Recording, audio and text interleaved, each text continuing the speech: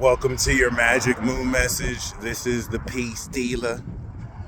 And yeah, we are here at the full moon harvest, baby. The moon, I think tomorrow is going to be exactly 180 degrees. And as of now, it's opposite Jupiter in Cancer in its exaltation. And the moon is in its detriment. You don't have to take exaltations, detriments, and rulership. I mean, I take rulership seriously, but like detriments and exaltations don't have to really be as good as bad as you think. Nor do they have to be taken as serious. But I like to mention it. When we had the new moon on Jupiter and the sun at 3 degrees Cancer, mind you, that was a holy evolution and powerful activation. All right. So I want to once again reinforce or re-mention that this Cancer cycle is a cycle that we do based on the Northern Hemisphere every year. Of course, whether you're in the Southern Northern Hemisphere, it'll still be, very similar, just different seasons. But this is mainly, of course, at this presence of the solstice, activating new psychic power, activating the direction of where your feelings take you and integrate your individuality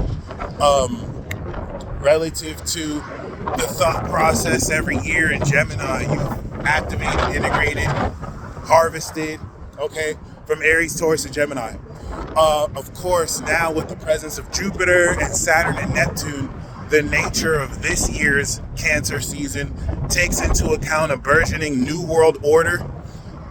Saturn and Neptune in Aries over the next 2.5 years for Saturn are here to test our individual rights as we see more phantom law enforcement with the Saturn Neptune, increased monitoring of your DoorDash, your Uber, most of these transactions in an effort to combat terrorism and protect home security. Not to say that that's not what's actually being done, but certain things that could go either way, for better or for worse. I'm not going to even say that that's a bad thing, but it is a thing. And that's just merely meant to be an example to give you an idea of, new levels, new devils, the new challenges we may have to face, especially with new administration. Albeit the square to Jupiter are taking those themes and challenging how much more powerfully you evolve, who you feel you are, and what you feel you can do. Anyway, now we're harvesting this new update of psychic power and function. And with the presence of Jupiter in Cancer, especially now that it's opposite, this is having you harvest this new sense of evolution that, we haven't had a full moon opposite Jupiter in Cancer since like 2013, possibly 2014, but I'm gonna say 2013. And we're back again. So, of course, since when we activated with Jupiter, the activation, of course, was enhanced considerably, and of course constructed by that Neptune-Saturn square. So now that, of course, we're getting ready to step back into the harvest of this, the breakthrough, as the 180-degree opposition from the sun and moon is a lunar breakthrough. So that's where, from a week from now, everything you've done the past 2 weeks to activate and integrate this new power, this new potency, and it is new power. So there's 4 powers. New raw power is Aries, new psychic power is Cancer, new social power is Libra, and new God power, collective power is Capricorn. So yeah, this breakthrough is giving you a collective understanding of utilizing these new powers. And that's going to run us through to the moon in Aries, where we'll complete the cycle at around 23 degrees, which is going to help us understand the raw power and identity of these new feelings, how we feel individually, counteract to moon in Libra that gave us a social understanding of where to balance these emotions and with who. So yeah, This next week ahead is going to be you actively breaking through, actively pushing forward, as this is a cardinal transit. And now let me just make sense of this for you. The past 2 weeks have done well to new life, to give you an idea of what these new psychic powers are, what the new nature of, your ability to tap in subtly to vibrations, foregoing deductive and inductive reasoning, supplementing inductive and deductive reasoning. Once again, when you look at it as a firmware update, that is something you do every year. It's not really, I'm using the word psychic powers, but it's just a faculty of your mind you've always had. Every single living being has this potential. But now that Pluto is in Aquarius since 248 years, Neptune is back in Aries since like 164 years, Uranus 86, like a lot of these years, which is now in Gemini, there is a supernatural quality of a collective energy that's awakening everything, not just humans too, animals, everything. It's a 20-year cycle till 2044, and it gets even more like beyond diabolical once it goes into Pisces. But that being said, there's more than just an enhanced quality. There's a supernatural quality now, to which, as Aquarius quincunxes Cancer, will actively transform how much more powerful you feel. Even with Uranus and Gemini, telepathy is now more online than it's ever been.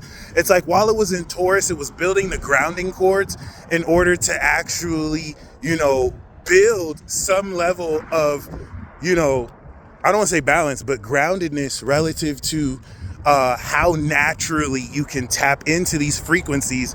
And now in Gemini, it's translating it for you. So you're hearing stuff now that it's in Gemini that you heard before, but may have been faint, may not have fully been expressed. And you're going to hear this moving forward as Uranus continues in Gemini. That's a crazy license plate. Oh, appreciate you. As Uranus continues in Gemini, so much more radically, so much more unconventionally, okay? It's gonna really go a long way towards how you continue to express it. And this is where, if maybe certain imbalances were not rectified or settled, a lot of these voices, a lot of the frequencies you're tuning into is going to manifest in full-blown auditory hallucinations, schizophrenia, psychosis. As once again, these are trans-Saturnian planets, which are outside of Saturn. They're after Saturn. Anything after Saturn is outside the law's regulation. It's like a crypto chain that, the government hasn't fully been able to regulate. It's still deregulated. And now when we take Uranus, Neptune, Pluto, these are a lot of things associated with those three planets will show up on the DSM. Okay, it's not normal, right? It's going to be seen by anything within the law system as maybe divergent or amongst other things. Not that they can't be integrated, which of course, should you have integrated this well to your being, this will express itself through supernatural phenomena that of course doesn't induce psychosis along the way. All right. But that being said, now that the moon is in Capricorn and you are harvesting that buffer and expansion of how much deeper you can understand and feel, right? How much richer these juices are, this water within you that you're made of primarily. The analytical understanding through the moon in Virgo that helped us understand how these psychic powers function are now translated into Capricorn through an understanding of utilizing these psychic powers. So now that you know how they work, you're going to understand how to use them, all right, or the utilization of them, direction of them. And this is a very practical, natural breakthrough.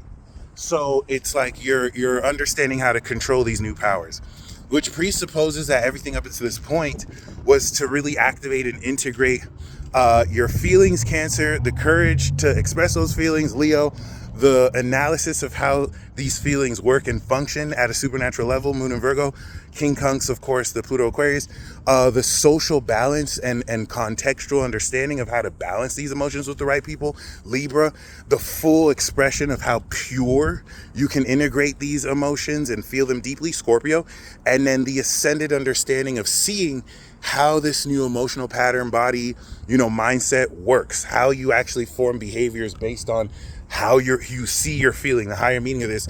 We're taking all that we put together and then we're breaking through in Capricorn. We're now, okay, how do we use this? And remember, this is breakthrough. So you're going to be actively breaking through your usage of this. It's going to be like, oh, wow, you already know how it could be done, but now you're doing it, okay?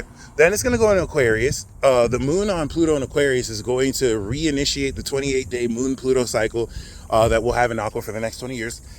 And that's going to now supplement an extreme, supernatural, knowledgeable understanding of what it is you're utilizing and how this knowledge will change how you feel actively. Then the moon will go into Pisces and it's going to change your beliefs. Offset of the moon in Virgo that analyzed how this functioned, now through Sagittarius that showed you how to tie it together, the moon in Pisces will, of course, change your beliefs by showing you through your imagination what it is you feel, how you're able to pretty much understand the metaphysical and the unseen, which is why we needed the moon in Virgo to analyze, well, what's real about what we feel before we explore, the boundless realm of the astral. Okay, so that's our harvest lineup. Then the moon's going to go into Aries. We're going to understand who we are after we've broken through. So fully expect breakthrough of new psychic powers starting today and really exacting tomorrow as this increases in potency.